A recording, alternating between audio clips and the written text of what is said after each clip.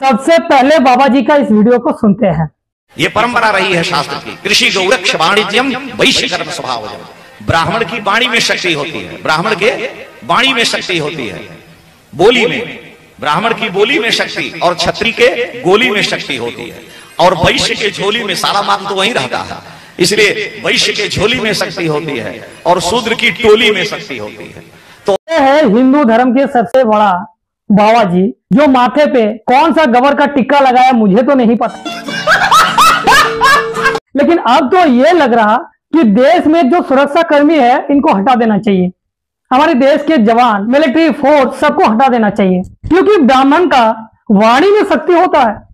ये लोग घर बैठे सब कुछ कर सकते हैं। घर बैठे चीन को भी टच मैच कर सकते हैं। घर बैठे ब्राह्मण अमेरिका को भी हिला सकता है, क्योंकि ब्राह्मण का वाणी में शक्ति होता है। बाबा जी ने कहा क्षत्रिय के गोली में शक्ति होते हैं, बंदूक पकड़ना जानता है।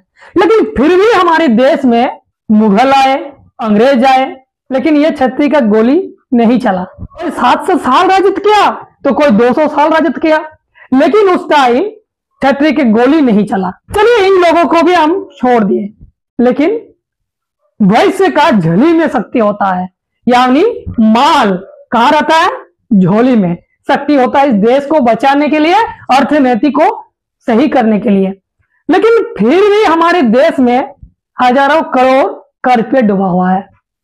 लेकिन ये वैश्य धन वाला जो लोग है, ये धन सिर्फ अपने अंदर ही घुसाते हैं, देश से भुखमरी नहीं मिटा पा रहे। हजारों करोड़ों लाखों का बाहर में कर्जा है और दिन पे दिन कर्जा बढ़ते जा रहा है। लेकिन ये लोग झोला कहां ये लोग दिखा रहा मुझे तो नहीं पता। आप लोगों को अगर देखा है तो आप लोग कह सकते हैं। और ये कहा कि शूद्र की ट्रॉली में, मतलब जो जमायत हम लोग रहते हैं, इसमें शक्ति होता है। एकदम ये बात एकदम सही कहा। डॉक्टर बाबा साहब आम्बेडकर ने अकेले 5000 सालों का इतिहास कुछ ही सालों में बर्बाद कर दिया। वही हमारे जो लोग थे, जिन लोगों को शिक्षा से वंचित किया गया था, संपत्ति रखने से वंचित किया गया था, वही लोगों को, अनपढ़ लोगों को लेकर बाबा साहब ने ये लड़ाई लड़ा और ये पाखंडियों को ये बताया कि हम लोग अकेले नहीं, हम लोग साथ में है। अब आप लोगों को समझा देंगे, कोई शूद्र नहीं है, सब इंसान है।